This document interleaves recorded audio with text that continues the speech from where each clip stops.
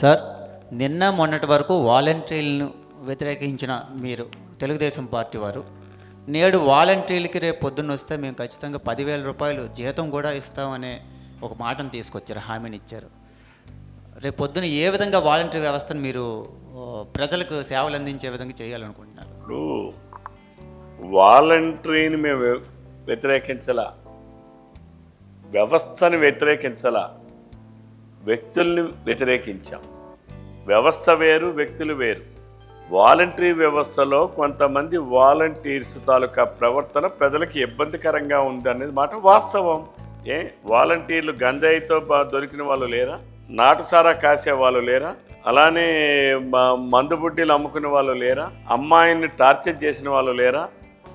దొంగతనాలు చేసిన వాళ్ళు లేరా? హత్యలు చేసిన వాళ్ళు లేరా? వాళ్ళని ఎత్తి చూపించాము, వ్యవస్థను కాదు.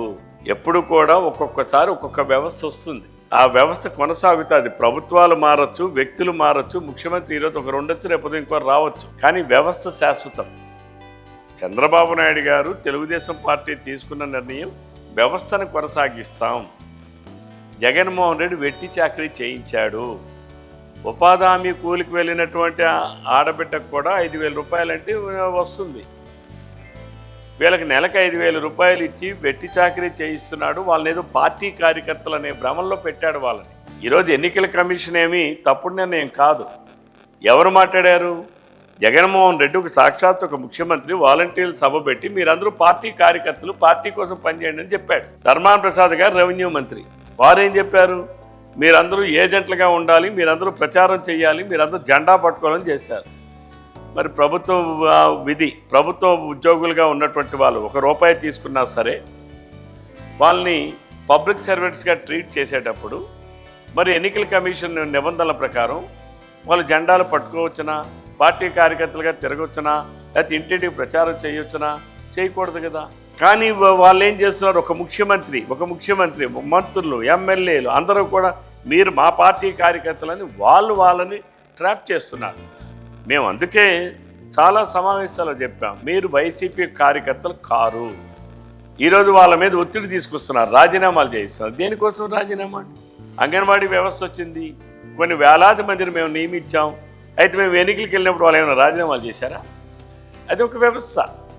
లేదు, ఆశా వర్కర్ల వ్యవస్థ వచ్చింది, వేలాది మంది నియామకాలు చేశాము.